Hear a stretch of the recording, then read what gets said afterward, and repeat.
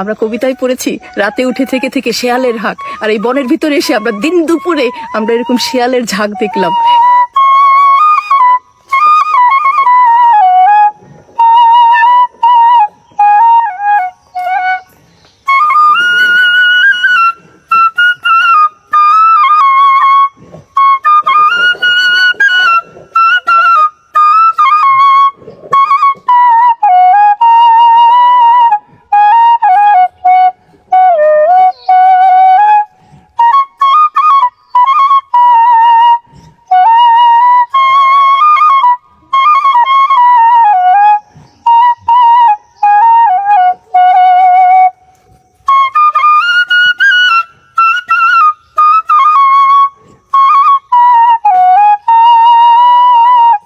আমরা অল্প একটু শুট করতে পেরেছি, ক্যামেরা বের করতে করতেই ওরা কিন্তু বনের ভিতরে পালিয়ে গেছে আমাদের দেখে। মেজি দেখো, যেখানে একটা মাচাটা একটু নিচু। সাধারণত গ্রামের মাচাগুলো একটু উঁচুতে হয়, কিন্তু এইখানে দেখলাম যে মাচাগুলো একটু নিচু, হ্যাঁ, কোমর পর্যন্ত। আর নাইলনের রশি, হ্যাঁ, মানে বাঁশ দেওয়া আছে মাঝে মাঝে, কিন্তু রশির ব্যবহারটা এখানে বেশি। কেন বলো তো? এখানে দেখো যে এই যে ধুন্দুল, কিন্তু ঠিক হ্যাঁ, না? ধুন্দুল। ও পাশে আছে পটলের ক্ষেত। মানে এইগুলো হচ্ছে তোমার মাটির থেকে উঁচুতে ভালো হয়, ঠিক আছে? মাচা, হ্যাঁ, মাচায়। আর এইভাবে করা দুটো কারণ, পাশের ব্যবহারটা কম হচ্ছে, এই ফসল যেটা তোলাটা সুবিধা। সবচেয়ে বড় যে কারণটা, অনেক খরচ কমে গেছে। খরচ কম। হ্যাঁ, আগে ছোটবেলায় দেখতাম যে এই মোটা বাঁশগুলো, আস্ত বাঁশ দিয়ে আর এই হচ্ছে, যে মাঝে মাঝে হচ্ছে চিকন বাঁশগুলো দিত, কঞ্চিগুলো না? হ্যাঁ হ্যাঁ, আস্ত বাঁশ দিত। আস্ত বাঁশের সঙ্গে এই যে এখান দিয়ে হচ্ছে কঞ্চি কেটে কেটে অথবা যে বাঁশ খণ্ড করে এক বাতা বানায় দিত। কিন্তু সেটা হচ্ছে অনেক ব্যয়বহুল ছিল এবং অনেক সময় সাপেক্ষ। এখন হচ্ছে চারপাশে বাঁশগুলো কিংবা মাঝখানে অনেকটা গ্যাপ রেখে রেখে একটু একটু দিলে হয়ে যাচ্ছে। এটা খুব সুতা, খরচ কম। তাছাড়া আবার এটা ওদের রোদ বৃষ্টিতেও সহজে নষ্ট হয় না। আর একটা সুবিধা আছে, কি সুবিধা? এটা বহন করতে অত কিছু লাগে না, মানে হ্যাঁ। অল্প কয়েকটা বাঁশ দিয়ে বিশাল একটা মাচা হয়ে যায়। আধুনিকতার এই প্রযুক্তিগুলো মানুষের খরচও বাঁচাই দিছে, সময় বাঁচাই দিছে। এটা এক ধরনের আধুনিক, মানে কৃষিতে আধুনিকায়ন বলতে পারো আর কি। আমরা গ্রামে এসে কৃষকের এই আধুনিক মাচা দেখে মুগ্ধ হলাম। অনেকে বলে লোহা কাঠের নাকি নৌকা হয় না। এই যে দেখেন, যে লোহা কাঠের নৌকা। কাকা, হ্যাঁ, কি বলেন এই নৌকা নিয়ে? এটা লোহা কাঠের নৌকা। লোহা কাঠের নৌকা? এটা লোহা কাঠের নৌকা। এটা কি নতুন নৌকা? না, এটা আমি গেছে বছর বানাইছি। মানে 1 বছর হয়ে গেছে না? 1 বছর হয়ে গেছে। কিন্তু দেখে কিন্তু মনে হচ্ছে একদম নতুন, চকচক করতেছে দেখা পুরো। যাইতেছে নতুন, কিন্তু এটা 1 বছর হয়ে গেছে। মানে আপনি এত যত্ন করেন নৌকার? না, তেমন একটা যত্ন করতে পারি না। তেমন একটা যত্ন করলে আরো নতুন থাকতো। এই যে মনে করেন আমাদের এই যে এখানে এই বর্ষা 4 মাস থাকে, এই 4 মাস কাজ করি, 4 মাসের পর ডুবেই থই নদীতে। এই যে এই জন্য এরকম হয়েছে। আচ্ছা, এটা কি দিচ্ছেন? এটা তেল দিচ্ছি। কি তেল? সরষের তেল। এই সরষের তেল দিলে কি হবে? এই সরষের তেল দিলে কাঠে পানি ধরবে না। পানি ধরবে না মানে? এই কাঠটা নষ্ট হবে না। নষ্ট হবে না? জি। এই নৌকাটা এরকম কালো কেন? কালো যে গাব দিছি। গাব দিছেন? জি। আর লোহা কাঠ তো এমনি কালো। হ্যাঁ, লোহা কাঠ তো একটু কালো হয়। হ্যাঁ, কালো মানে একটু ওই যে একটু লালচের লালচের। এটা তো আপনার নাইজেরিয়ার লোহা। যদি নাকি বারমারের লোহা হয় তো দেখতেন যে একবারে আচ্ছা, এই যে এরকম কালো হয়। নাইজেরিয়ান লোহা। হ্যাঁ। লোহা কাঠ, এই কাঠ দিয়ে তো ঘর বানাইলে শুনি যে আমরা 100 বছরের উপরে টিকে। আপনার এই নৌকা কত বছর টিকবে? এটা তো পানিতে থাকবে। এটা পানিতে থাকলে একটু কম টিকবে। আর ওই ঘরের তো ওটা শুকনা, ওটা চালের নিচে থাকবে, পানি ধরবে না, ওটা কোনো কিছু হবে না। আচ্ছা। আমি তো এই যে 30 বছর হয়ে গেছে ঘর দিছি, এখন একটা এই করাতে দারু মরে নাই। আচ্ছা, এই লোহা কাঠ। মানে নৌকা আপনার বছরে 8 মাস পানির নিচে থাকে। জি। আর 4 মাস হচ্ছে আপনি যে বর্ষাকালে এটা ব্যবহার কাজ করি, করেন। হ্যাঁ। কি নাম আপনার? মোহাম্মদ রফিক ফকির। মোহাম্মদ রফিক ফকির। জি। আমার দাদার নাম বিনোদ ফকির, আব্বার নাম মোহাম্মদ মকবুল হোসেন ফকির। এই জায়গাটার নাম কি? এই জায়গাটার নাম রামচন্দ্রপুর ধাইরাপাড়া। রামচন্দ্রপুর ধাইরাপাড়া, জি। মানিকগঞ্জ। মানিকগঞ্জ। আচ্ছা, সিঙ্গার থানা, মানিকগঞ্জ। সিঙ্গার থানা। আচ্ছা, এই নৌকা কতদিন টিকবে? তারপরেও পানিতে থাকার পরেও? পানিতে থাকার পরেও কমসে কম 30 বছর। 30 বছর? কম 30 বছর। আমার তো মনে হয় আপনি যেভাবে যত্ন করতেছেন আরো বেশি টিকবে। টিকতে পারে, কারণ নৌকা আমি এত যত্ন করতে দেখি নাই কাউকে। যে কি সুন্দর, একদম ঝকঝকা, একদম নতুন করে ফেলছে। কাঠগুলো খুব সুন্দর। জি। কি করেন এই নৌকায়? এই নৌকা দিয়ে আমি গরুর ঘাস কাটি। ও, গরুর ঘাস কাটেন? জি। মাছ ধরেন না? না, এটা আমি মাছ ধরি না। কাকা, এগুলো কি? এগুলা গাব। গাব? গাব। গাব মানে ওই যে পাতি গাব, দেশি গাব যেটা? হ্যাঁ হ্যাঁ, দেশি গাব যেটা। এটা কিভাবে কি করছেন? এটা গাছের থেকে পারছি, গাছের থেকে পাওয়ার পর এটা যে এই জাকা দিয়ে নদীর থেকে ধুইছি, নদীর থেকে ধোয়ার পর ওই যে যেটা পাড়াইয়া ছেঁচে ওই অনেকে ঢেকিতে ছেঁচে, আপনি কিসে ছেঁচছেন? ঢেকিতে ছেঁচছি। ঢেকিতে? জি। আচ্ছা, সেচে রস বের করছেন? এগুলো কি সেই রস? এইগুলা সে রস। আচ্ছা, শুধু রস নাকি পানিও আছে এর না, মধ্যে? পানি আছে এর ভিতরে, খালি রস হলে তো এগুলো নষ্ট হয়ে যায়। আচ্ছা, তারপরে এই পানিটা কি করছেন? নৌকায় দিছেন না দিবেন? নৌকায় দিছি, নৌকায় দিছি, যে জালে দিতেছি। ও বাবা, এই যে জালো আপনার? জি। ও জালটা তো খুবই সুন্দর, মানে আপনার সব জিনিসের এত যত্ন। দেখেন এই গাব এই নৌকায় আর জালে দিলে কত সুন্দর হয়। দেখেন জালটা দেখতে কি সুন্দর লাগতেছে, কে বলবে, মানে সবই নতুন আপনার। না, এগুলো ছিঁড়ে গেছে তো, ওই যে নতুন জ্বালাই না, আবার ওই যে হ্যাঁ, একদম বেঁধে মানে সেলাই টেলাই করে সুন্দর করে রাখছে। জাইলে দিয়ে বানাইছে আর কি, জাইলে ও, টাকা বানানো দিয়ে। জাল না, মজবুত, ধরেই বোঝা যাচ্ছে। আচ্ছা কাকা, এই যে গাব যে আপনি নৌকায় দেন, এই যে জালে দিচ্ছেন, হ্যাঁ, এতে কি উপকার হয় বলেন তো? এটার উপকার মানে এই যে জালে গাব দিছি, এই জালটা আমার ওই মাছ ধরতে কষ্ট হবে না। পানি যখন আমি উঠামো তখন পানিটা জোর জোর করে ছুটে যাবে, মানে জালের থেকে পানিটা তাড়াতাড়ি ঝরে যাবে, জোরে যাবে, আর জাল যদি হালকা হয়ে যাবে। হালকা হয়ে যাবে। আর যদি গাব না দেই, মনে করেন এই যে খাতা বিজেলি যেমন ওই যে বার হয়, হ্যাঁ, এরকম বার হয়ে যাবে। কিন্তু মাছ ধরতে কষ্ট আগের হবে। দিনে যেমন এই যে আমরা তো ওই যে মা পুকুরে যেমন ওই যে খালারা এই যে কাপড় বিনতো, ওই কাপড় দিয়ে খেতা বানাইতো। যার পয়সা ছিল সে ওই ল্যাব বানাইতো, তশক বানাইতো। ওই রকম খেতার মতো বার হয়ে যাবে যদি গাব না দেয়। গাব দিলে কি টেকসই হয় বেশি? হ্যাঁ, টেকসই বেশি হয়। আচ্ছা, টেকসই বেশি হবে কিসের জন্য? ওই যে পানি টেটের ভিতরে বস করতে পারবে না, সেজন্য। কাকা, এই নৌকাটা তো আপনি বললেন যে লোহা কাঠ দিয়ে বানানো না? জি, হ্যাঁ। একদম পুরোটাই তো লোহা কাঠ? না, ওই নিচে কেরাসিন কাঠ। নিচে কেরোসিন কাঠ কেন? ওইটা যে তলির জন্য কেরাসিন কাঠ ভালো বেশি। আচ্ছা, ওই নিচের জন্য তো কেরোসিন কাঠ দিলে ভালো হয়। জি। আচ্ছা কাকা, হ্যাঁ? এই নৌকার নাম কি? এটা কোষা নৌকা বলে। কোষা নৌকা? জি। আচ্ছা, অনেক জায়গায় যে কি ডোঙা নৌকা বলে, অনেক ওই- অনেক অঞ্চলে। যে জায়গা যেটা শুনছেন, হ্যাঁ হ্যাঁ, ওই ঠিক নৌকা তো অনেক রকমের হ্যাঁ। আছে। বাইশের নৌকা ইয়া লম্বা হয়, হ্যাঁ। তাই না? আছে ওগুলো। তারপরে কি কেরা নৌকা বলে, জি। ওই যে যেগুলোতে ওই যে ছই দেওয়া থাকে। হ্যাঁ, জি, ওটা কেরা নৌকাই বলে। হ্যাঁ, এই নৌকার নাম হচ্ছে কোষা নৌকা। এই কোষা নৌকা বলতে পারেন, এটা ডোঙ্গা নৌকা বলতে পারেন। আমাদের বিক্রমপুরেও কিন্তু কোষা নৌকা বলে, এই যে হ্যাঁ। ঘাস টাস কাটে যেগুলোকে, জি, এগুলোকে কোষা নৌকাই বলে। আর এই নৌকাটা করতে খরচ কেমন হয়েছে কাকা? আমার এই নৌকাটা টোটাল খরচ গেছে 37,000 টাকা। 37,000 টাকা? জি। আর টিকবে বললেন 30 বছরের মতো? হ্যাঁ, 30 বছর। এই কম আমি তো করে 30 বছর। কম করে, আপনি যেভাবে যত্ন করতেছেন আমার মনে হয় 50 বছর টিকবে। না, এত যাবে না হয়তো। আর আমার মতো যদি যত্ন করে রাখে যাবে। মানে কি ই করে একদম মায়া করে ই করতেছে, ঘষতেছে। 1 বছর যে মনেই হয় না যে নৌকাটার বয়স 1 বছর। আমি তো ভাবছি একদম নতুন নৌকা, আপনি বোধহয় পানিতে নামাবেন এর জন্য প্রথম। আচ্ছা কাকা, এরকম অনেকে বলে যে লোহা কাঠের নাকি নৌকা হয় না। না না, লোহা কাঠের নৌকা হয় না, কে বলছে? লোহা কাঠ দিয়ে আপনি নৌকা বানান, ঘর বানান, লজ বানান, যা বানান সবই হবে। সবকিছু মজবুত হয়? সবকিছুই মজবুত হয়। এই যে লজগুলো তো আগে কি দিয়ে বানাইছে? আগে তারা স্টিল দিয়ে বানায় না, আগে এই লোহা কাঠ দিয়ে বানাইছে। হ্যাঁ। কারণ এটার কাঠটা চিকন, ওগুলোর কাঠটা করাতে মোটা ফারছে, মোটা ফাইরে তারপর বানাইছে। এখন তারা ওই লোহা কাঠ দিয়ে বানায় না, এখন স্টিল দিয়ে বানাইতেছে। আমরা লোহা কাঠের নৌকা আর চাচার যত্ন করা দেখে মুগ্ধ হলাম। আপনার কয়টা বোট আছে? আমার দুইটা আছে। আচ্ছা, আপনার 2টা নৌকা তৈরি করতে কেমন খরচ হয়েছে? আমার একটার মধ্যে 90-95 লাখ গেছে, আর একটা 60 একটা লাখ। 90 লাখ আর একটা 60 লাখ, 60 তো অনেক দাম। কতদিন চলে একটা নৌকা এরকম? চলে আল্লাহ মানাইছি না, রাখলে 10-15 বছর থাকে। 10-15 বছর? এরকম মাঝে মধ্যে বছরে আমরা 2বার করে 1-1.5 লাখ টাকা খরচ আছে। কালপাত করতো, তেল কালি দিত, আচ্ছা, মালবাত করতো। মানে ঠিকঠাক করতে হয়, হ্যাঁ, কোথাও ঠিক। কোনো হ্যাঁ, ভাঙলে বা কোথাও ই হলে। হ্যাঁ, আচ্ছা, খরচ বললেন যে এক একটা মানে আপনার 60 থেকে 90 লাখ টাকা, তাহলে ইনকাম কেমন হয় এই নৌকায়? ইনকাম আজ 2 বছর হয় না, 2 বছর লসকান। একখানে সাগর মাছ পাওয়া যায় না, মাছ কম। সাগরে মাছ কম? এরা আগে দন্না আছিল, বছরে খরচ বরচ যায় 10 লাখ, 15 লাখ বা 5 লাখ থাকতো।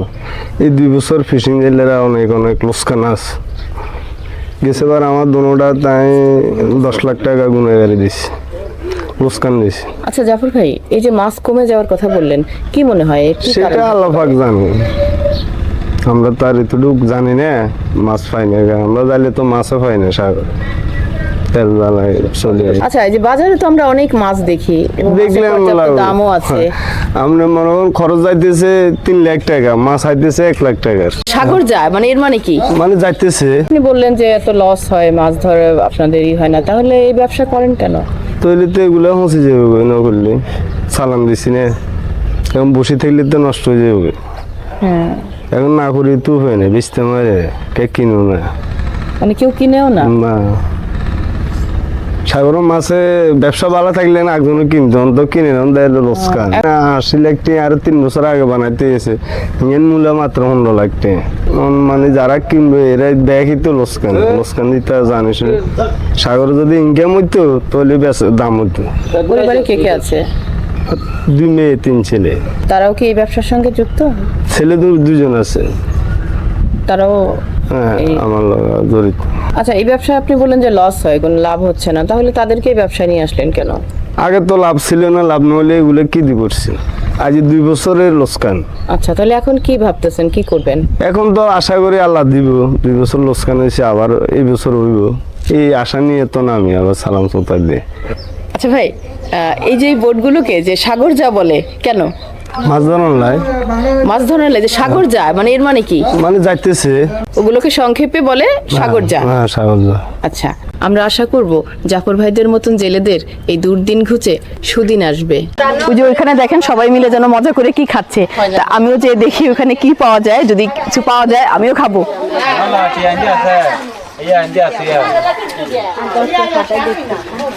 দাদা কি আছে এখানে?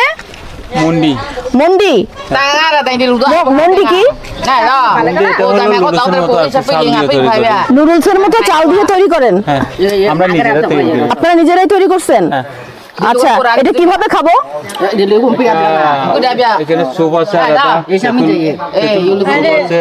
মরিচের গুঁড়া আছে, মশলা গুঁড়া আছে। আচ্ছা, এটা হচ্ছে মরিচের গুঁড়া? হ্যাঁ। এটাও মরিচের গুঁড়া। আর এই যে এটার মধ্যে কি আছে? ধনিয়া আর গোলমরিচ। ধনে আর গোলমরিচ গুঁড়া। আচ্ছা, এটা দিয়েই খাবো? হ্যাঁ। আর তেঁতুল নাই, টক নাই? এই যে তো আচ্ছা, এগুলোর মধ্যে টক কিসের টক? তেঁতুলের? তেঁতুলের টক। আচ্ছা, আমাকে 1 প্লেট দেন তো দেখি। কি সুন্দর করে সবাই একদম মজা করে খাচ্ছে। দিদি, খেতে কেমন? মজার? হ্যাঁ, খাবো, কিন্তু এই যে এনাদের খাওয়া দেখে মনে হচ্ছে এরা খুব মজা করে খাচ্ছে। দেখি আমিও খাই, দেখি কেমন লাগে। আচ্ছা দিদি, ওই যে দাদা ওইখানে বসে আছে, দাদা বললো যে আমার বউ আমাকে রেখে রেখে ওখানে বসে এই যে নুডলস খাচ্ছে, মন্ডা খাচ্ছে, খুব আমাদের কাছে খুব দুঃখ করে বললো। ও দাদার খেতে ইচ্ছে করে না? তারপরে দাদা বললো আপনি নাকি দাদার সঙ্গে ঝগড়া করেন বাড়িতে। হ্যাঁ, তাই নাকি? না, আসলে দাদা কিন্তু একদম বলে নাই, বলছে তার বউ তার সঙ্গে ঝগড়া করে না। আপনার সঙ্গে মজা করলাম। আচ্ছা, এই যে আপনারা এখানে যে মন্ডা খাচ্ছেন, এটা বাড়িতে তৈরি করে খান না? এখানে খেতে ভাল লাগে? এটা তো কষ্ট আছে। ও, এটা চালের গুঁড়া দিয়ে করেন আপনারা না? ওইটা তো নুডলস, এটা তো চাউল। এটা চাউল। এই যে আমার মন্ডা চলে আসছে, আমি এখন এটা খাবো, দেখি। এটা কি? লবণ, এটা দিছি, লবণ দিছেন? হ্যাঁ দিছি। আচ্ছা, দিদি ভাবছে লবণ দেন নাই, তাই দিদি ওটা আগায় দিল। ওরে মা, সে কি শব্দ করে মানে ঝোলটা খাচ্ছে, খুব মজা। আরে বাবা, দেখি আমি একটু খেয়ে দেখি কেমন। তাই না?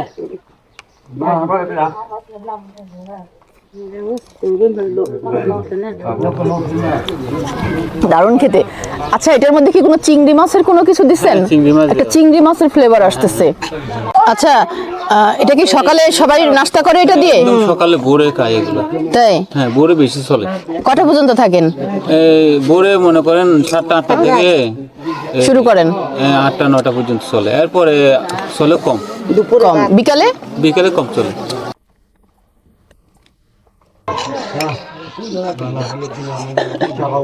টক, ঝাল, মিষ্টি আর চালের গুঁড়া দিয়ে নুডলস করছে, সবকিছু মিলে যে খুব পুষ্টিকর খাবারটা, ভীষণ ভালো লাগছে। আর কি তেল দিছেন? হ্যাঁ, তেল, সয়াবিন তেল। হ্যাঁ, রূপচাঁদা।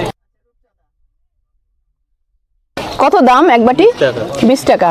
আচ্ছা দিদি, এই যে আপনারা সবাই মিলে যে দল ধরে এখানে খাচ্ছেন মন্ডি, হ্যাঁ, মানে বাসায় নাস্তা করেননি? বাসায় নাস্তা করছি, পরোটা খাইছি। এখন তো এখনো ভাত খাই না, আমার ভাইয়ের কাছে আছে, এটা ছোট বোন। আচ্ছা, ওই ছোট বোন বলছে খাও, তো এই জন্য খাচ্ছি। মঞ্চাপাড়া এসে এই অসম্ভব মজার মুন্ডি খেয়ে অনেক মজা পেলাম। হ্যাঁ, টানবো? মাছ ভালোভাবে পরে বুঝছেন, প্রায় 2 লাখ 1.5 লাখ এরকম মাছ পরে। এটা কি জাল? এটা হচ্ছে সারা জাল। এটা লম্বা কতটুকু হবে এই জাল? এটা লম্বা 220 গ্রাম 30 গ্রাম এরকম। জালটা কখন পাচ্ছেন সমুদ্রে? সকালে। এখন কি আমরা মাছ দেখতে পারবো? হ্যাঁ পারবেন, কিছুক্ষণ অপেক্ষা করলে। আচ্ছা, আমরা কিছুক্ষণ অপেক্ষা করি। জাল গোটানো হয়ে যাচ্ছে, প্রায় শেষের দিকে জাল গোটানো। কাছে যাই, দেখি আমরা।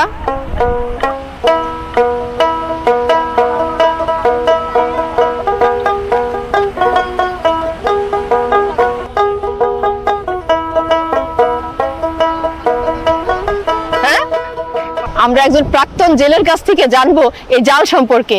কি নাম আপনার? আমার নাম মাহমুদ হোসেন। মাহমুদ হোসেন। আচ্ছা মাহমুদ ভাই, এই জাল সম্পর্কে আমাদের একটু বলবেন? এই জালের নাম কি? জালটা হলো আপনার টানা জাল। টানা জাল? হ্যাঁ, টানা জাল। এটা হলো আপনার সকালে ফেলবে, দুপুর টাইমে ধরবে, সময়ে লাখ হবে, সময় 10,000 হবে, আর সময়ে মনে করেন যদি মাছ ভালোভাবে পরে বুঝছেন, প্রায় 2 লাখ 1.5 লাখ এরকম মাছ পড়ে দামি। আচ্ছা, এরকম একটা জাল দিনে কয়বার পাতা হয়? দিনে 2 বার। সকালে একবার, আবার সকালেরটা এখন উঠাবে, হ্যাঁ, আবার পাতবে যেটা বিকালে তুলবে। হ্যাঁ, দুপুর আসর তো 4টার সময় 5টার সময় এরকম উঠবে।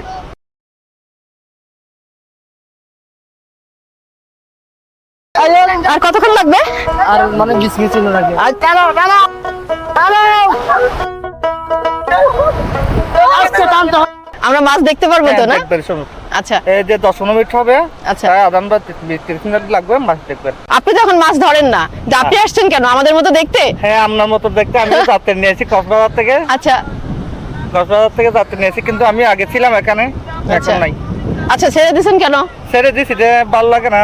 ভাল লাগে না কেন? ভালো লাগে না, রোজগার কম? নাই, মনে করেন কক্সবাজারে বাবার বাড়ি চলে গেছি, আগে এখানে শ্বশুর বাড়িতে ছিলাম। আচ্ছা, এখন কি করেন? এখন সিএনজি চলে। সিএনজি তে বেশি লাভ নাকি মাছ ধরাতে বেশি লাভ? এখন তো আমাদের মনে করো আগে ছিলাম এফএসআই, এখন সিএনজি আছে, আমি গাড়ি লাইনে। মানে সিএনজি তে ভালো মনে করছেন? একা এ লাইনে মজা, আমাদের লাইনে আমাদের মজা। আচ্ছা, মানে 2 লাইনের মজাই আপনি পাইছেন। পাইছি। অনেক ধন্যবাদ আপনাকে। চলেন আমরা মাছ ধরা দেখি। আমি একটু জাল টানি।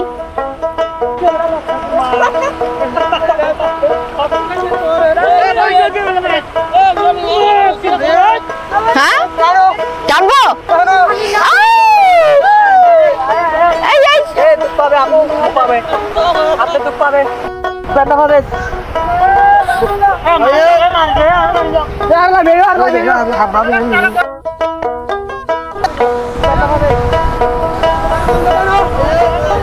এই তো।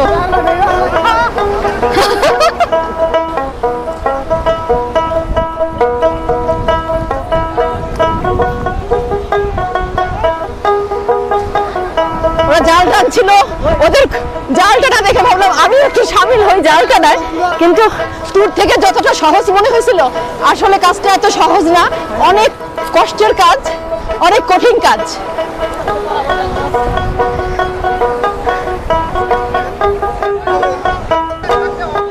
আচ্ছা আচ্ছা, আমাকে 2 ভাগ মাছ দেওয়া হবে। এই জালে যত মাছ ধরা পড়বে তার থেকে 2 ভাগ নাকি আমাকে দেওয়া হবে।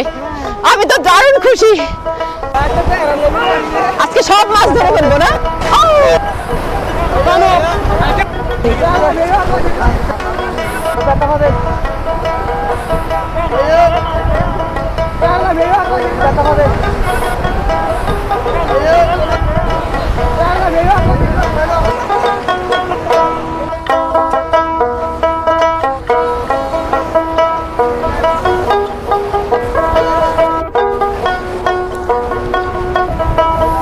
বুঝছো, এখান থেকে সব না হলে 2 ভাগ আমার।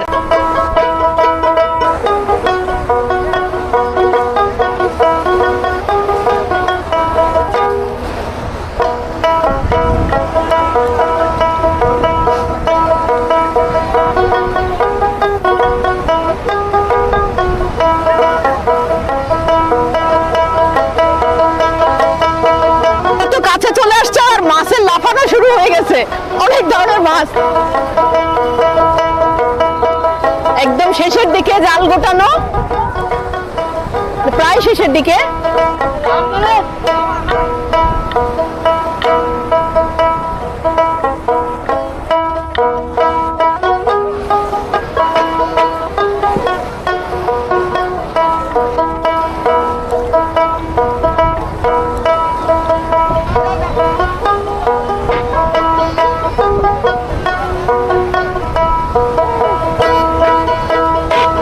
পুরো মাছের বন্যা।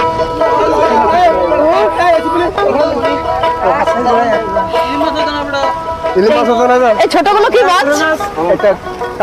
কাচকি? মেহেদী হাসান, এই সব মাছগুলো কিন্তু আমি ধরছি, বুঝছো? এখান থেকে সব না হলে 2 ভাগ আমার, ঠিক আছে না? এইখানে যত মাছ আছে এর 2 ভাগ আমার। দেখছেন, সবাই বলছে 2 ভাগ আমার। আর সমুদ্রে নামা, জাল টানা সব আজ সার্থক হলো। ধরা যাবে এটা? অনেক শক্তি। চলো।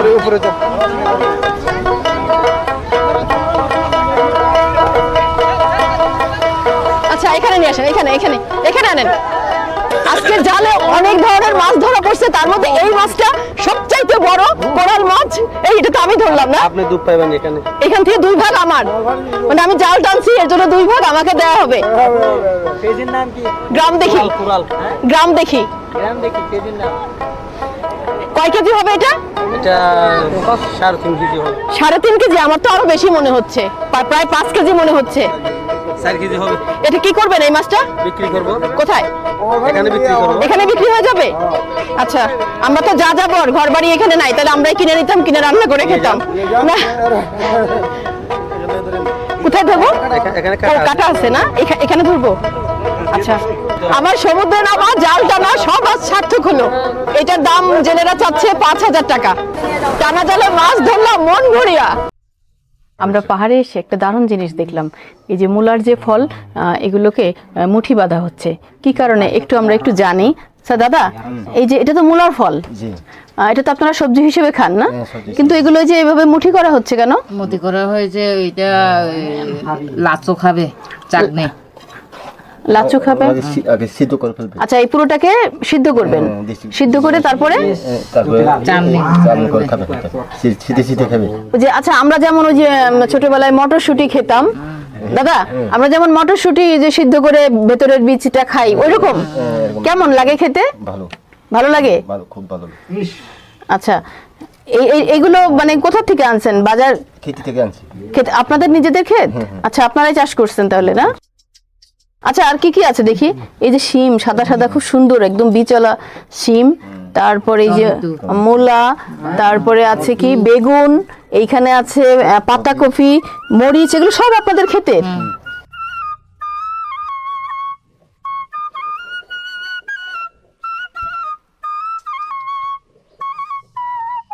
আচ্ছা, এই যে টমেটো, এটা কাঁচা, এগুলো একটু পেকে গেছে, এগুলো কিভাবে খাবেন? এগুলা চাটনি ছোট করে খায় বা ছোট মাছ রান্না করে খায়। রান্না করে খায়, আবার সালাদ হিসেবেও খাবেন। পুরো ডুপ্লেক্স বাড়ি। এটা ঘরের উপরে ওঠার সিঁড়ি? সিঁড়ি। আচ্ছা, এই যে এইখানে কি রাখছেন এগুলো? এটা লাকড়ি। লাকড়ি, কি সুন্দর একদম গুছায় রাখছেন।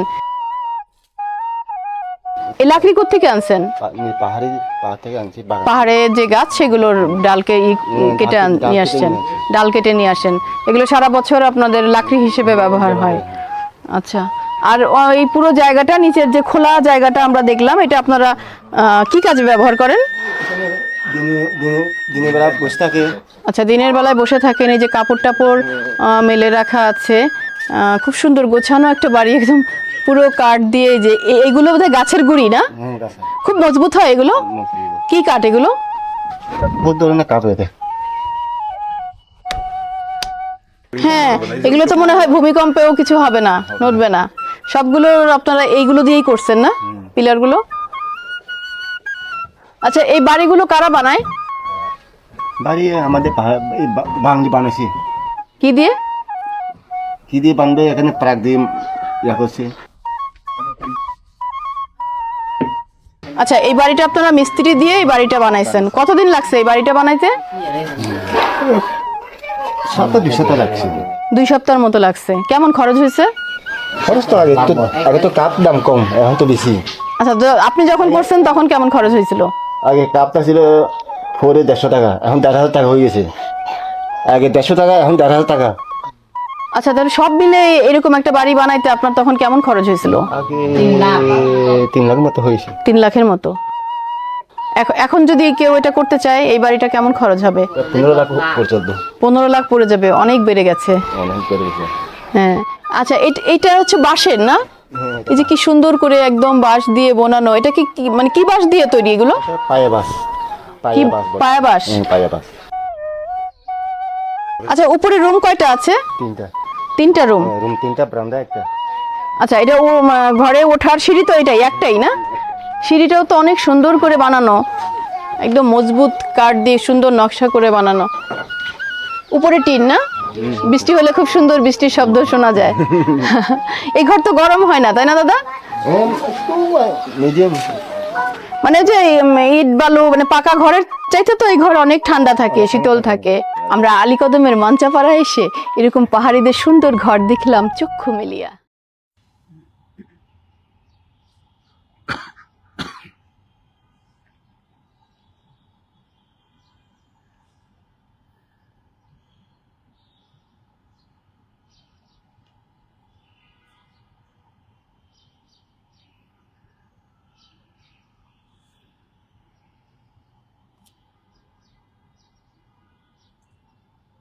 কি কেউ আসছে? ওই যে আসছে।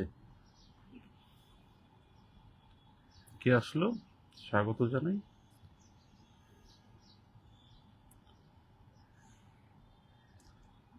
তোমার কাছে বিশ্বাস রেজাউল, স্বাগতম আপনাকে।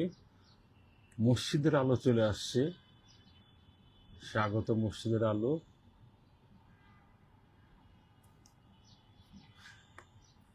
সাউন্ডটা ঠিক আছে কিনা একটু কথা বলো তুমি, আমি দেখিনি। আমরা চলে আসলাম লাইভে গ্রাম দেখি পেজ থেকে। আমাদের সকালে আসার কথা ছিল, কিন্তু বৃষ্টির জন্য আসতে পারিনি সাউন্ডের আমরা। কি অবস্থা? হ্যাঁ, সাউন্ড আছে। সকালে বৃষ্টি ছিল, আজকে সারাদিনই বৃষ্টি, দুপুরে অনেক বৃষ্টি হয়েছে। তো এই সময়টা দেখলাম যে একটু বৃষ্টি নাই, তো ভাবলাম যে এই সুযোগে আমরা লাইভে চলে আসি। যেন আমরা আজকে দূরে কোথাও যেতে পারি নাই। আমাদের আজকে গ্রামে যাওয়ার কথা ছিল, তো ঘুম থেকে উঠেই দেখি যে বৃষ্টি একদম যে, আর বৃষ্টিটা এমন যে দেখেই মনে হইলো যে এই বৃষ্টি সহজে থামবে না, তাই না? হ্যাঁ, ভক্তিময় দাদা চলে এসছে। দাদা চলে আসছে না? হ্যাঁ, কেমন আছেন দাদা? দাদাকে আমরা খুব মশিউর মিস রহমান করি। মেজদাও চলে আসছে দেখলাম। স্বাগতম কেমন সবাইকে। আছেন? জয় সরকার। মেহেদিও সাথে আছে। হ্যাঁ, লাইভে মেহেদি থাকে আসলে। ঠিক আছে। মেহেদি ছাড়া লাইভটা হয় না। তাজ জনি আহমেদ, ছোট্ট একটা টিপ দেখলাম কুষ্টিয়া থেকে। হ্যাঁ, ছোট্ট একটা টিপ। আমি তো তাজ, ধন্যবাদ। আমি তো খেয়াল করিনি, ছোট্ট একটা টিপ আছে। এই সাউন্ডটা কম। করিম খান, মাশাআল্লাহ অনেক সুন্দর লাগছে। করিম খান জানিয়েছে, ধন্যবাদ আপনাকে। দিলু মিয়া সুন্দর। মালিক মাতবর এসছে। পারভিন সরকার এসছে, মাশাআল্লাহ ধন্যবাদ আপা। শাইমা সুলতানা লাইফস্টাইল সুন্দর, ধন্যবাদ। লুইস নেংমি, আপনার উচ্চারণটা যদি একটু সমস্যা হয় মাফ করে দেবেন নিজ গুণে, কারণ যেহেতু লুইস নেক মিনজা, ও আমার উচ্চারণটা একটু আসলে সমস্যা হচ্ছে যেহেতু অন্য একটা ভাষা। একজন লিখেছে পাশে একজন হ্যান্ডসাম বসান। শোনেন, মানে হ্যান্ডসাম বলতে কি বুঝছেন, ঠিক না? চিন্তা করো, মানে অযথাই কিছু এমন মন্তব্য করাটা ঠিক না, ঠিক আছে? আরেকটা জিনিস যে আমার পাশে কে বসবে, তাই না? মানে না, কেমন মানে পাশে একজন হ্যান্ডসাম বসান, কথাগুলো হচ্ছে কি আপনারা নিজেদেরকেই নিজে আর কি ই করা। আপনি আমরা হচ্ছে আয়না, বুঝলেন? হ্যাঁ, আপনি আপনার মনটা যেমন, আপনার চেহারাটা দেবেন, আপনি সেভাবেই নিজেকে আপনি দেখবেন। আপনার নিজের পরিচয়টাই দিয়ে গেলেন, হ্যাঁ, তাই না? ঠিক আছে, থাক, আর এগুলো নিয়ে কথা বলতে চাই না। সবাইকে শ্রী পলাশ মৈত্র ফুললেল জলসায়, হ্যাঁ পলাশ, আপনাকে পুজোর অগ্রিম শুভেচ্ছা। হ্যাঁ, আমাদের সুন্দর সাইফুল আলম জানতে চেয়েছেন কেমন আছেন ভাই এবং আপা। আমরা ভালো আছি, আমরা ফুলের জলসায় আছি। ফুলে, হ্যাঁ বলছে তো। দিলীপ ঘোষ স্বাগতম আপনাকে। শিবু আচার্য এসছেন, স্বাগতম। আসলে না একটা মানে ফোন থাকলে না সবাইকে এত চমৎকার মানে ই করা যায়। দেখা যায়। আমরা আসলে শিখছি, বুঝছেন, প্রতিদিনই আমরা শিখি। হ্যাঁ, আমরা তো এই হ্যাঁ। জগতে আসলে নতুন, একদম নতুন শিশু। ড্যানিয়েল জেমস, ভালোবাসার মানুষজন, তোমাদের ভালো লাগে। ড্যানিয়েল জেমস, আপনাকেও ভালো লাগে আমাদের। আনোয়ারুল হাবিব লিখেছেন, দুজনকে ভালো লাগছে, ধন্যবাদ এবং সবাই কত কৃতজ্ঞতা। সুন্দর সুন্দর কমেন্ট করে সবাই, কি হ্যাঁ, ভালো মন লাগে। ভালো, মানে হয় কি, ফুলের জায়গাটা একটা সুন্দর। হ্যাঁ, আমরা পৃথিবীটাকে যেভাবে চিন্তা করব, হ্যাঁ। আমার জীবনটাকে আমি যত সুন্দর চিন্তা করব, আমার জীবন, আমার সময়গুলো, আমার চারপাশ কিন্তু তত সুন্দর হয়ে যাবে। হ্যাঁ, এটাই তো এই যে স্বাভাবিক। এই জায়গাটাতে আমরা বসে আছি এখন, আমরা চাইছি এই জায়গাটা এরকম সুন্দর হোক, তাই না? ফুল থাকুক, হ্যাঁ। সাইম চলে এই আসছে, জায়গাটা এই জন্য এরকম সুন্দর শরৎ হয়েছে। তোমার অরুণ আলোয় অঞ্জলি। ধন্যবাদ সাইম, কিন্তু আকাশটা শরতের হচ্ছে না আজকে, যে এরকম বৃষ্টি। হ্যাঁ, সারাদিন বৃষ্টি পড়ে। নিশ্চয়ই আপনার চকরিয়াতে গেলে হ্যাঁ, শরৎ, কিংবা সে ছোট পাহাড় টিলাতে উঠলেই হয়তো শরৎটা বুঝতে পারতাম। মশিউর রহমান মেজদা লিখেছে, ভালো লাগছে, ধন্যবাদ মেজদা। হ্যাঁ, তবে এটি ঠিক, একটা কৃতজ্ঞতা জানাতে হয় মেজদাকে, না? হ্যাঁ, মানে লাইভে যখন আমাদের অডিও প্রবলেম হতো, মেজদার যখন বকাগুলো খেতাম, হ্যাঁ। আমরা নিজেরাই পরই হলাম, না এটা নিয়ে কাজ করতে হবে, আসলেই তো।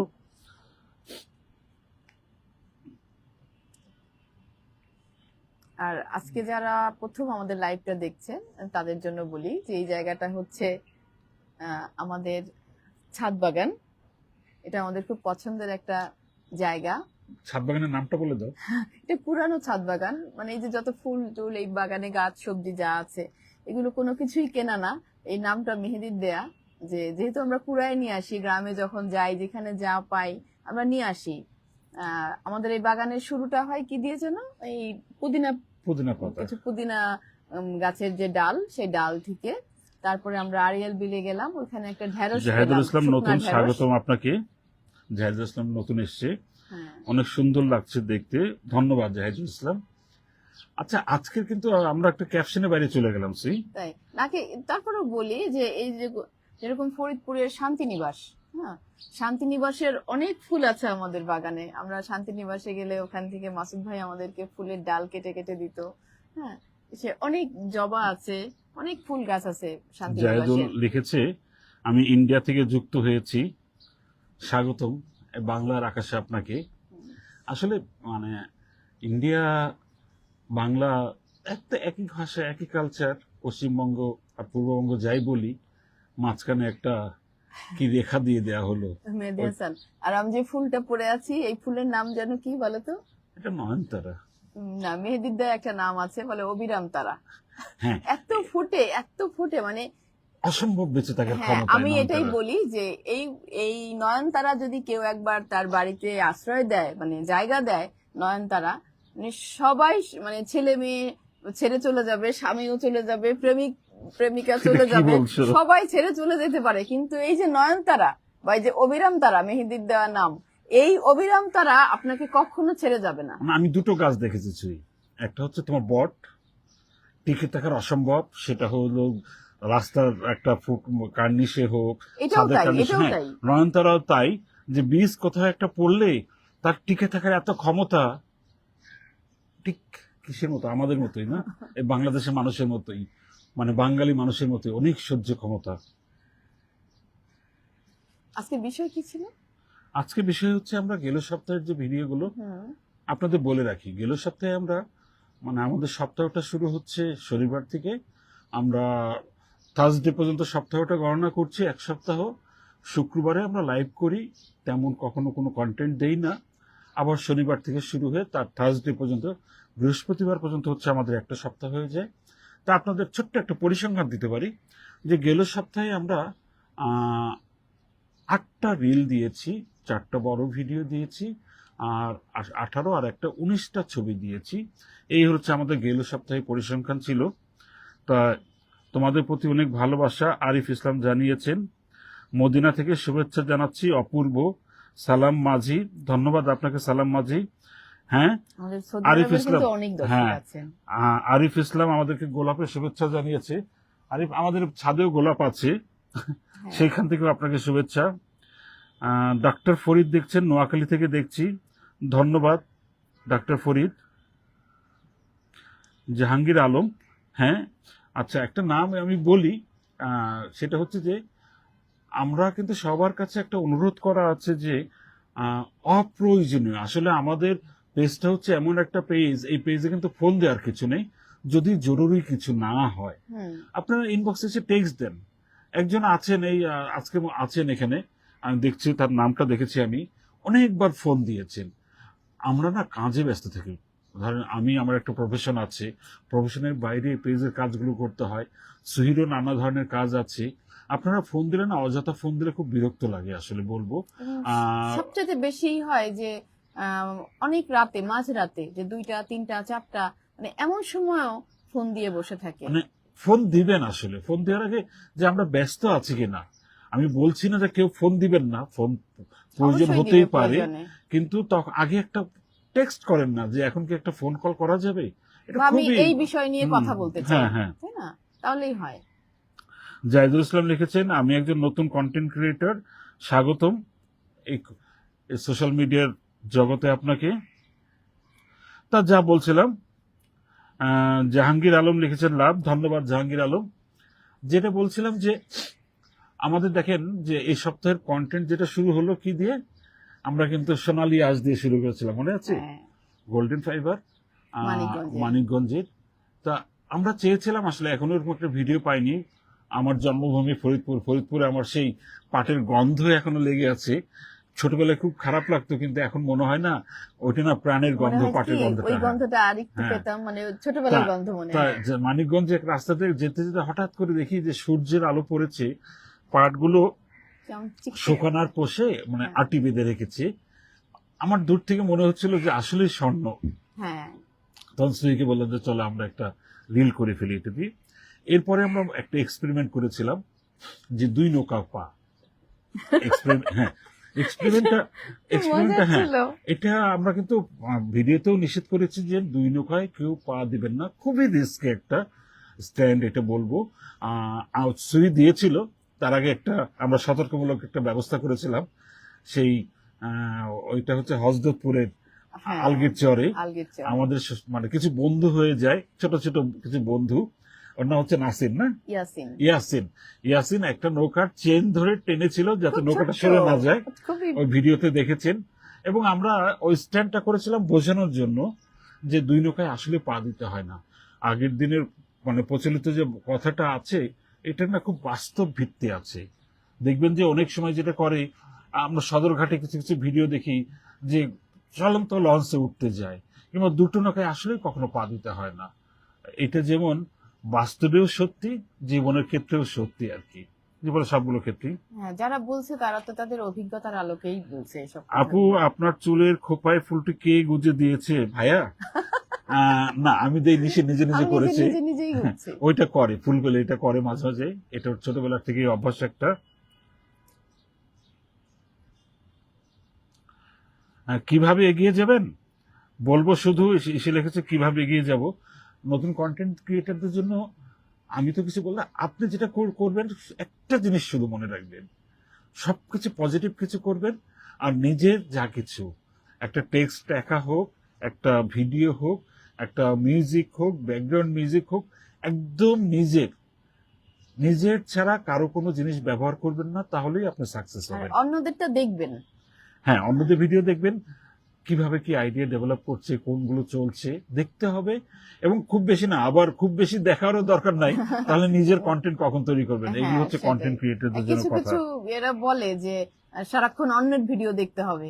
এটা আসলে অনেকে বলে থাকে। আর কিন্তু- একটা কাজ করবেন যে ওই যে ফলো দিলে ফলো ব্যাক, এইসব মানে প্রলোভনে কখনোই পা দেবেন না, শুধু নিজের কাজটা করে যাবেন। হুম, কারণ সাকসেস হচ্ছে আপনার কাজ, আপনার কন্টেন্টে আপনার জন্য সাকসেস আনবে। তো কারো দিকে কিছু তাকাবেন না, কোনো ফলো দিলে ওই যে স্টার দিয়া অনেক ব্যাপার স্যাপার আছে, এগুলো অত আমিও বুঝি না, আমরা বুঝি না, বোঝার চেষ্টাও করি না। হ্যাঁ, এই তো জাহিদুল, আপনার জন্য এই কথাগুলো বললাম। আমাদের তোলে আমরা যাই, আমরা এরপরে কোনটা এসেছিলাম ভিডিও, যেটা হচ্ছে আমি বলি ডলফিন কাকু, হ্যাঁ, মাঝির নূর আলম হ্যাঁ, কাকু। নূর আলম কাকু, মাঝির আমরা 3টা রিল ভিডিও দিয়েছিলাম। এর মধ্যে একটা রিল ভিডিও বোধহয় ফর ইউতে গিয়েছে, খুব ক্লিক করছে দেখলাম। আরেকটা রিল আমাদের খুব ভালো যাচ্ছে, সেটা আমরা 2 দিন আগে দিয়েছিলাম। সেটা হচ্ছে যে এটা নিয়ে বলতে হয়েছে নিঝুম না। দ্বীপের। হ্যাঁ, নিঝুম দ্বীপে একজন বোট মালিক এবং উনি হচ্ছেন খুব ভালো সারেং। দেখবেন আপনার এই ভিডিওটাতে ওনার শার্ট যে পরা ছিল একদম টান টান ইস্ত্রি করা, হাতে একটা দামি ঘড়ি, কয়েকটা আংটি ছিল। এবং উনি নিঝুম দ্বীপের মধ্যে যে কয়জন বোট মালিক আছে তার মধ্যে সবচেয়ে বোধহয় ধনী ব্যক্তি আর মানে কি। ওই অঞ্চলের মধ্যে। এবং ওনাকে নিয়ে অনেক বিরূপ মন্তব্য আসছে, যাক হ্যাঁ। সেগুলিতে না যাই। অনেকেই প্রশ্ন করেছেন যে নিঝুম দ্বীপের মানে সাগরের ট্রলারগুলোর এত দাম কেন। আমরা কিন্তু একটা পিন কমেন্ট দিয়েছিলাম। আসলে আমরা যে নদীতে যে ট্রলার দেখি কিংবা সাগরে যে ট্রলার দেখি, দুটোর মধ্যে আকাশ পাতাল পার্থক্য আছে। আপনাদের ছোট্ট একটা কথা বলি, আমরা নিঝুম দ্বীপে একটা পরিবারকে সাহায্য হ্যাঁ, করেছিলাম। আমাদের অভিজ্ঞতা হয়েছে হ্যাঁ, না। একটা সাহায্য করেছিলাম। আমরা হচ্ছে ওটা হচ্ছে ভোলার কোন জায়গা থেকে করি আমরা, ভোলার, তমিজুদ্দিনের ঘাট ওখান হ্যাঁ। থেকে নিলাম না আমরা। হ্যাঁ তমিজুদ্দিনের ঘাট না, তমিজুদ্দিনের ঘাট হচ্ছে সন্দ্বীপে। ভোলাতে হচ্ছে চর ফ্যাশনে আমরা সেই বোটটা বানাই। ছোট্ট একটা বোট, 16 থেকে 17 হাত লম্বা, একটা ইঞ্জিন, একটা সেকেন্ড হ্যান্ড ইঞ্জিন কিনে বোটটা তৈরি করা হয়। এবং আমাদের খরচ হয়েছিল কিন্তু বোট এবং একটা জাল, 15,000 টাকার জাল, 25,000 মানে 1,40,000 টাকা খরচ হয়েছিল একটা পরিবারকে, যাতে স্বাবলম্বী হয় আমরা দিয়েছিলাম। ওই 1,40,000 টাকা ছোট্ট একটা নৌকা বানাতে, দেখতে ডিঙি নৌকার মতো। আর সমুদ্রের বোট আপনার 60 লাখ টাকার নিচে কল্পনাও করা যায় না। কোনো কোনো বোটের দাম আছে 1,20 লাখ থেকে 30 লাখ টাকা পর্যন্ত হয়। সে জালেরও তো অনেক হ্যাঁ, দাম। এখন বলে সমুদ্রের বোটে এত খরচ কেন, ওটা একটু ব্যাখ্যাই করে দিই। অনেকে অনেক ধরনের বিরূপ মন্তব্য করেছেন, ঠিক আছে, যে ওনাকে তো দেখেই মনে হয় না হ্যাঁ, এত এটা টাকার খুব মালিক, ঠিক খারাপ আছে। লাগছে যে ওনার আমরা চেহারা খুব দেখে। সহজে কারো ব্যাকগ্রাউন্ড না জেনে না, সামনাসামনি দৃশ্যতে দেখেই আমরা মন্তব্য করে ফেলি। আমি এখানে সবাইকে অনুরোধ করব, বিষয়গুলো না গভীরে ঢোকার চেষ্টা করবেন, জানবেন, বুঝবেন। না বুঝলেও অসুবিধা নাই, সেক্ষেত্রে না বুঝে মন্তব্য করারও দরকার নাই, সেটা আমার অনুরোধ থাকবে। চেহারা দেখে হ্যাঁ, যদি সবকিছু ওই বোঝা যেত। আপনার সমুদ্রের ওই বোটগুলো যেটা হয়, আপনি চিন্তা করেন সমুদ্রে যখন রোলিং হয়, বড় বড় ঢেউ আসে, ওই ঢেউকে প্রতিরোধ করতে হয়। একটা বোটে আপনার যেটা হয় 10 থেকে 15 জন মাঝি থাকে, মানে জেলে থাকে, তাদের থাকা খাওয়ার রসদ, এবং যখন তারা 15 দিন 16 দিন, কোনো কোনো বোট 1 মাসের জন্য যায়, সেই যত আপনার টনকে টন যেটা মাছ ধরে, সে মাছগুলো সংরক্ষণ করতে হয়, আইস লাগে, ঠিক আছে, তাদের খাবারের রসদ নিয়ে যেতে হয়, তাদের ঘুমানোর জায়গা, পানি থেকে শুরু করে হ্যাঁ, সবকিছু সবকিছু নিয়ে যেতে হয়, তাদের বাথরুম। কিভাবে মানে চিন্তা করেন যে 15-20 লাখ টাকা একটা বোট হয়ে যাবে, খুব শক্তিশালী বোট হয়, এইটা বললাম বোটের কথা। তাদের নেভিগেশন সিস্টেম লাগে, আর একটা বড় ব্যাপার, বিকজ তারা এমন হয় যে সমুদ্রের ভিতরে দেখা যায় 150-200 মাইল ডিপে চলে গিয়েছে, তাদের নেভিগেশন সিস্টেমটা লাগে। তারপরে কি লাগে, তাদের যে জাল, এই জালগুলো আপনি কল্পনা করতে পারবেন না কত বড়। দেখা গেল এক একটা জাল হয়তো 8-10 কিলোমিটার লম্বা, পুরো জায়গাটা ছেকে তারা মাছগুলো তোলে। এবং ওই যে বোটগুলো শুধু ইলিশ মাছই ধরে। ওই সারেং সে বোট মালিক আমাদের দুর্দশার কথা বলছিল যে আমরা যদি 3 দিনের জন্য সাগরে যাই, আমাদের 1,03,000 টাকা খরচ হয়ে যায়। আমরা নিয়ে আসি এখন 1 লাখ টাকা 1.5 লাখ টাকার মাছ কত কয়েক বছর ধরে আমাদের, বিশেষ করে ইলিশ মাছ নদীতেও নেই, সাগরেও নেই। তার কারণ কি আসলে ইলিশ মাছ? আমাদের কিন্তু একটা জিনিস মনে রাখতে হবে, সাগরের মাছের একটা সীমাবদ্ধতা আছে। সেই মাছ যদি আমরা সাগর থেকে মাছগুলো ধরে ফেলি, ছোট খাটো একটা ব্যালেন্সিং থাকে সাগরে, যে বায়োডাইভার্সিটি যেটা বলছি আমরা আর কি, ইকোলজিক্যাল সিস্টেম থাকে। আমরা ইঞ্জিনের কিন্তু মানে নৌকার আরেকটা খরচের কথা ভুলে গেছি, সেটা হচ্ছে যে তেল, ইঞ্জিনের জন্য যে তেলটা লাগে, প্রচুর তেল লাগে ওই প্রচুর বোটগুলোতে। খরচ। কারণ ওইসব নৌকাগুলোতে, বোটগুলোতে, ট্রলারগুলোতে দেখা যায় 200-300 হর্স পাওয়ারের ইঞ্জিন লাগে, ওই ইঞ্জিন লাগে আর কি। যাই হোক, তখন আপনার এই সমুদ্র থেকে তারা যেটা করছে যে ইলিশ মাছটা কেন পাওয়া যাচ্ছে না। যেমন এবার দেখলাম বাংলাদেশের মেনল্যান্ডের যে নদীগুলো আছে, সেখানে একজন জেলের ইন্টারভিউ দেখলাম আমি, যে সিজন পাল্টাই ফেলেছে। আপনারা কি জানেন, চাঁদপুরে যখন বাদ দেয়া হলো, সিমেন্টের তৈরি বাদ দেয়া হলো, তখন না তার পরের বছরে চাঁদপুরে মোহনা কোনো ইলিশ ছিল না। মানেটা কি দাঁড়ালো? গবেষণা করে যেটা জানা গেল, ওই বাঁধ দেওয়াতে নদীর তলদেশে স্রোতের পরিবর্তন হয়েছে, তার মানে তলদেশে ভূমি কাঠামো পরিবর্তন হয়ে গেছে, ইলিশ নাই, ইলিশ ওই পথে আর আসেনি। এবারও এমন কোনো ঘটনা ঘটেছে, যেমন ওয়েদার, জলবায়ুর কারণে ওয়েদার শিফটিং করছে, ঠিক আছে। অনেক জেলে বলছে যে মা মাসের ডিম ছাড়ার সময় চেঞ্জ হয়ে গেছে, এটা এখন সেপ্টেম্বর থেকে অক্টোবরে চলে গেছে। তো আপনারা মাছ ধরার নিষেধাজ্ঞাটা আরেকটু পরে 1-2 মাস পিছিয়ে দেন। আর জেলেদের তো সচেতন হতে হবে যে আমরা যদি ছোট মাছ ধরি আমরা মা মাছ পাবো না। যাই হোক, এই হচ্ছে আপনার এই কথা, মানে ওই ভিডিওটা নিয়ে কথা। অন্য ভিডিও নিয়ে সুই কথা বলে খুব ভারী ভারী কথা বলে ফেলছে, আমার মাথা ব্যথা করছে। এত কথা বলছো কেন? আর কি ভিডিও ছিল? আর তো ছিল পেপে। না, পেঁপেটা তো ওইটা গিয়েছে গতকালকে। ও আচ্ছা আচ্ছা। পেঁপেটা গিয়েছে গতকালকে। দুটো রিল ছিল, একটা রিল ছিল তোমার যে পেঁপে নিয়ে, যে কুরুশ গাছে কিভাবে পেঁপে, এটা তুমি তো আরেকটা ছিল মানিকপুরের। মানিকপুরে ওটা আসছি, পেঁপেটা আর একটা রিলের কথা যদি বলি। আচ্ছা। আর কালকে সকালে গিয়েছিল লেটুস পাতা নিয়ে।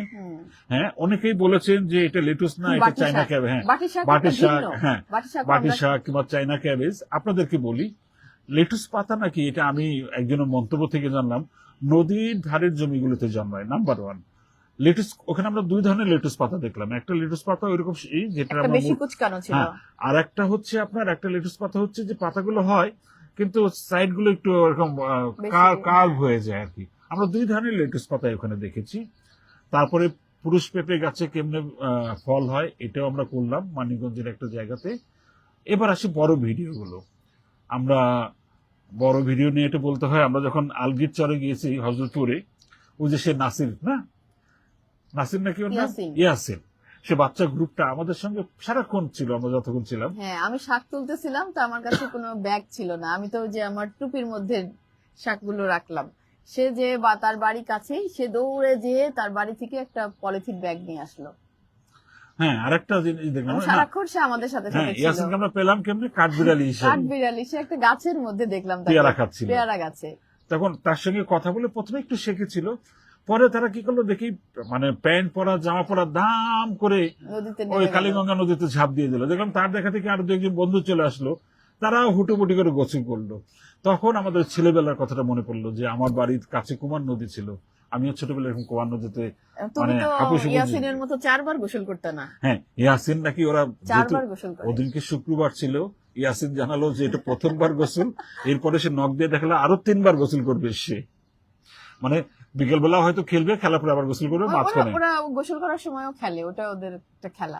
আরিফ ইসলাম এসেছেন, দিদিভাই অনেক ভালো, অনেক অনেক ভালোবাসা, আপনার জন্যও ভালোবাসা। সাইফুল ইসলাম বাদশা লিখেছেন, আমি আপনাদের ভিডিওগুলো নিয়মিত দেখি, আমি একজন মালয়েশিয়া প্রবাসী, আপনাদের ভিডিওতে গ্রাম বাংলার দৃশ্য দেখলে প্রাণ জুড়িয়ে যায়। আমি আশা করব সামনের দিনগুলোতে মাটির মানুষের সাথে আপনারা আরো, এটা চলে গেল, এটা স্ক্রল করে চলে গেল। আপনাকে ধন্যবাদ। আরেকটা কথা বলে রাখি যে এই যে বিশেষ করে যারা প্রবাসে আছেন তাদের জন্য আমি 2টো কথা বলতে চাই। নাম্বার 1, যে বিশেষ করে যারা একেবারেই প্রবাসে চলে গেছেন, সন্তানরা ওখানে আছে, তাদেরকে বাংলাদেশ দেখান। এটা বাংলা, এই শুধু গ্রাম দেখি পেজ না, এরকম অনেক পেজ আছে যারা হচ্ছে বাংলাদেশের গ্রাম নিয়ে কাজ করে, আপনার শৈশব নিয়ে কাজ করে। এই ভিডিওগুলোর মাধ্যমে কিন্তু আপনার সন্তানের মধ্যে সেই বাঙালির বীজটা বপন করে দিতে পারেন। এটা যেমন একটা। দ্বিতীয় আর একটা হচ্ছে, স্পেশালি যারা প্রবাসে থাকেন, এটা সবার জন্যই, কেউ যদি মনে করেন যে তার গ্রামের বাড়িটা আমাদের গ্রাম দেখি পেজে দেখানোর জন্য, অনুগ্রহ করে তখন আমাদের ইনবক্সে ঠিকানা দিবেন, আমরা চেষ্টা করব আপনার গ্রামের বাড়িতে গিয়ে আপনার জন্য এই ভিডিওটা করব। যার বাড়িতে যাব তার জন্যই, আপনার ভাই বোন বাবা মা সবার সঙ্গে কথা বলবো, প্রয়োজনীয় প্রতিবেশীর সঙ্গে কথা বলবো, এটা আপনারা করতে পারেন। আমরা এটার জন্য আমাদের শ্রমটা দিয়ে যাব। আমরা Krishnakanta Sarkar, hi madam, how are you? We are fine. তোমাকে জিজ্ঞেস করেছে, আমরা ভালো আছি, আপনি? এরপরে তুমি বড় ভিডিও গেল তো, সাঁতারের ভিডিওটা, এরপরে তুমি ওই চকরিয়ার ওই ভিডিওটা বলো, যারা নাকি যে দম্পতি তোমার আজ পর্যন্ত ঝগড়া করেনি তাদের? আমরা মানিকপুরে এরকম ঘুরতে ঘুরতে চা খেতে গেলাম না, হ্যাঁ, চা চা খেলাম। খেতে যে পাশে একটা দোকান, মানে ওইখানে ঢুকলাম। মানিকপুরটা বলো, এটা হচ্ছে কাকারা, কক্সবাজার চকরিয়ার কাকারা ইউনিয়ন মানিকপুর এলাকা আর কি। হ্যাঁ, তো ওই দোকানে যাওয়ার পরে দেখি যে কাকি বসে বসে সুপারি কাটতেছিল। হ্যাঁ, তারপরে ওই যে সুপারি কাটার পরে মানে শর্টটা হ্যাঁ, সুপারিটা বের করে ফেলার পরে উপরের যে খোলটা খুব সুন্দর ফুলের মতো লাগতেছিল, তো আমি আবার ওটা নিয়ে একটু খেলতেছিলাম। পরে কাকা কাকির সঙ্গে কথা হইলো, কথার এক পর্যায়ে আমরা জানলাম যে ওনাদের বিয়ে হয়েছে 54 বছর, ওনাদের দেশ স্বাধীন হয়েছে ওই সময় ওনাদের বিয়ে হয়, এবং এই 54 বছরে ওনারা একদিনের জন্য ঝগড়া করেননি। মানে বিষয়টা এত ভালো লাগলো যে ভিডিওটা কিন্তু কেউ চাইলে আবার দেখে নিতে হ্যাঁ, পারে। ভিডিওটা আছে। শুধু তাই না, ঝগড়া তো করেননি, তারা এক রাতের জন্য আলাদা থাকেননি। কিভাবে সম্ভব হলো ওই ভিডিওতে কিন্তু উত্তরগুলো আছে আর হ্যাঁ, কি। এবং ওটা আর খুব মজার ছিল যে কাকির সঙ্গে যখন আমরা কথা বলতেছিলাম, কাকি ঘোমটা দেওয়া ছিল, মানে কাকা এত স্মার্ট যে সে পেছন থেকে এসে মানে কাকির ঘোমটাটা সরাই দিল। মানে ওর কাকি দেখতে তো অনেক সুন্দর হ্যাঁ, ছিল। অনেক সুন্দর, পান টান খেয়ে একদম ঠোঁট লাল করে আছে। আর দুইজনের মধ্যে যে কথা, মানে ওনাদের কথা শুনেই বোঝা যাচ্ছিল যে ওনাদের মধ্যে কি আন্তরিকতা। মিল, হ্যাঁ, আন্তরিকতা, মানে খুবই সুন্দর। বললো যে কোনদিন ঝগড়া করেনি, তো আমরা যখন জানতে চাইলাম যে এটা কি কারণ, মানে এটা কি, ওটা ভিডিওতে আছে। হ্যাঁ, আচ্ছা। ভিডিওটা তাহলে হ্যাঁ। ভিডিওটা দেখার ইয়ে থাকবে না। আর আরেকটা করলাম হচ্ছে ফরিদপুরে আমরা পেলাম যে বাদ্যযন্ত্র তৈরি করে, হ্যাঁ, ডুগি, তবলা, আমরা পেলাম খমক, তারপরে আর কি মৃদঙ্গ হ্যাঁ, দেখলাম। ওইখানে যে অনেক বাদ্যযন্ত্রের নাম জানলাম আমরা। হুম। এরপরে কোনটা করলাম আর একটা এরপরে শেষে করলাম হচ্ছে তোমার যেটা দেখিনি কোনটা করলাম। বাজনা সুর। না, বাজনাসুর গত মাসে গিয়েছিল।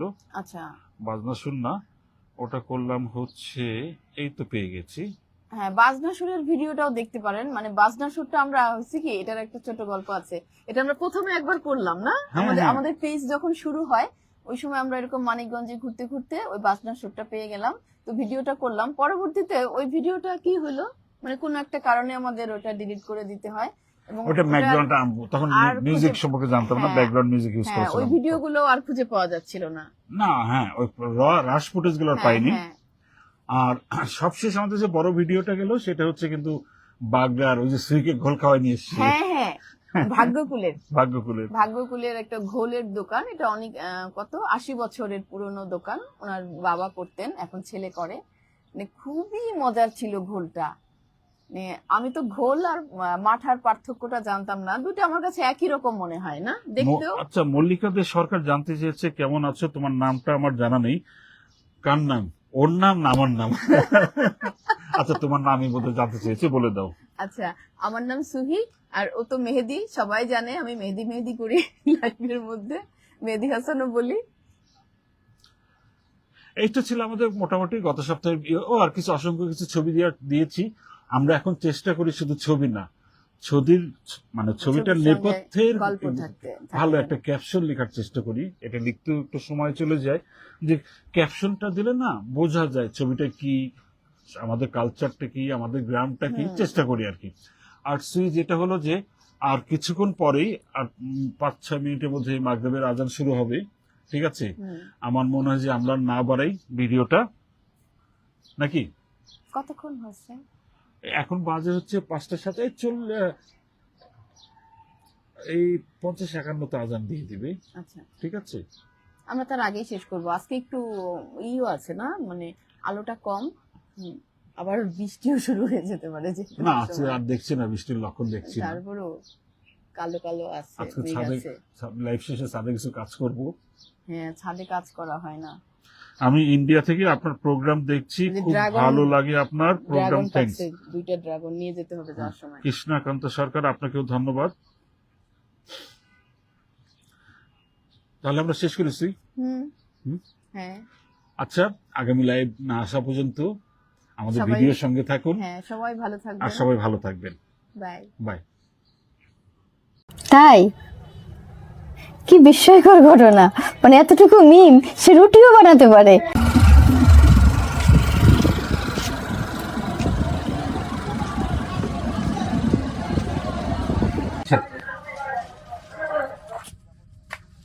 হ্যাঁ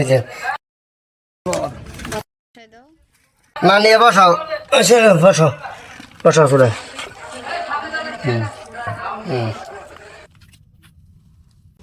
চুলা জ্বালাবা না? হ্যাঁ ওই চুলায় কি বসাইলা? ভাত ভাত। ভাত হয়েছে কিনা কিভাবে বুঝো? হ্যাঁ বুঝি।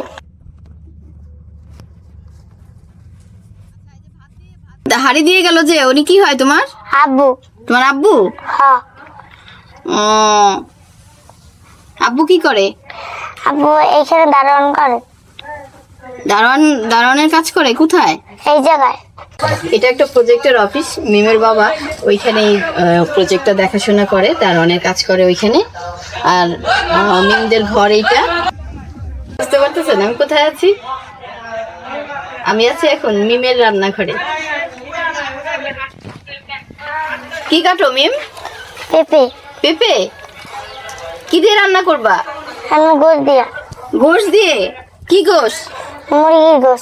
মুরগির গোশ দিয়ে রান্না করবা? তুমি রান্না করবা? হ্যাঁ।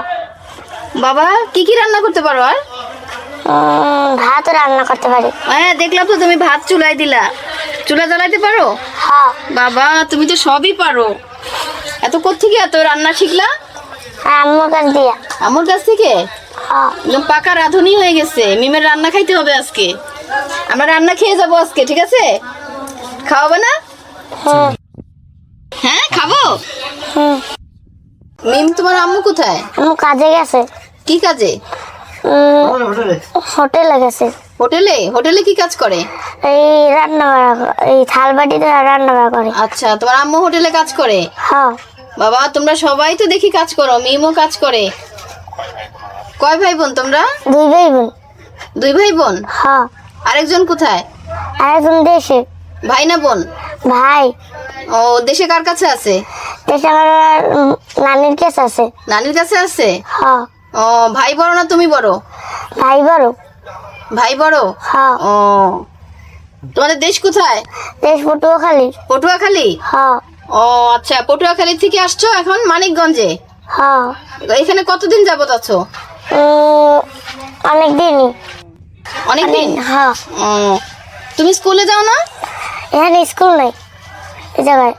ও, এই জায়গায় আসার পরে স্কুল পাও নাই? মানে আগে যেখানে ছিলা পটুয়াখালীতে ওইখানে কি স্কুলে যাইতা? হ্যাঁ। কোন ক্লাসে পড়তা? 4-এ। 4-এ? এখানে স্কুল নাই? না। ও, তাহলে তোমার এখন পড়াশোনা বন্ধ? হ্যাঁ। আচ্ছা, তাহলে এখন কি হবে পড়াশোনার? না, বই খাতা আনছি। বই খাতা আছে না? হ্যাঁ। আচ্ছা, মানে বাসায় পড়ো তুমি? হ্যাঁ। মিম যে বয়সে এই যে কাটাকাটি করতেছে রান্নার জন্য, আমি ওই বয়সে করতাম, কিন্তু সেটা ছিল জোলাপাতি। আর মিম একদম পরিবারের সবার জন্য রান্না করতেছে। মিম চুলা জ্বালাবা না এখন? হ্যাঁ, এই ছাই উঠে তারপর চুলা জ্বালাবো। ও, চুলার ভেতরে আগে যে রান্না করছো সেই ছাই জমে আসছে? হ্যাঁ। সেই ছাই পরিষ্কার করে তারপরে চুলা জ্বালাবা? সেইগুলো উঠে তারপর রান্না করব। আর কি কি রান্না করতে পারো তুমি? আর অনেক কিছুই পারি। কি কি? ডিম ভাজতেও পারি। ডিম ভাজতেও পারো? হ্যাঁ। ও, নাস্তাও বানাতে পারো? হ্যাঁ। কি নাস্তা বানাও? রুটি মানে। ও মা, রুটিও বানাতে পারো? হ্যাঁ। রুটি বেলতে পারো? হ্যাঁ। তাই? কি বিস্ময়কর ঘটনা! মানে এতটুকু মিম সে রুটিও বানাতে পারে। অনেকে বড়রাও কিন্তু রুটি বানাতে হিমশিম খায়। আমরা ছোট্ট মিমের রান্নার গল্প শুনে মুগ্ধ হলাম। গ্রামে ঘুরতে এসে লোকজনের মুখে বিস্ময়কর আম গাছের কথা শুনে আমিও চলে এলাম এই গাছ দেখতে। আমার পেছনে যে গাছটি, আম গাছ, আমি নিজেও বিস্মিত হয়েছি এত বড় আম গাছ দেখে। গোপালগঞ্জের কাশিয়ানী উপজেলার মহেশপুর ইউনিয়নের হিরণ্যকান্দি গ্রামে বহু পুরনো এই আম গাছটা রয়েছে। 54% জমির উপর রয়েছে দানব আকৃতির এই প্রাচীন গাছ। এ জায়গার মালিক এখন বাদশা শেখ। তিনি জানান, দেশি প্রজাতির এই আম গাছটা আমাদের পূর্বপুরুষের কেউ রোপণ করেছেন। কে করেছেন তা জানা নেই আমাদের। আমার বাবা, আমার দাদাও এই আকারেই দেখেছেন গাছটা। হিরণ্যকান্দির এ গাছে প্রচুর আম ধরে, তবে আম আসে 1 বছর পর পর। কাঁচা আম টক, কিন্তু পাকলে অনেক মিষ্টি। ফলন ভেদে কোনো বছর 500 মণ, আবার কোনো বছর 700 মণ আম ধরে এই গাছে। একটি আম গাছ 100 থেকে 125 বছর পর্যন্ত বাঁচে, কিন্তু এই গাছটির বয়স 200 বছর।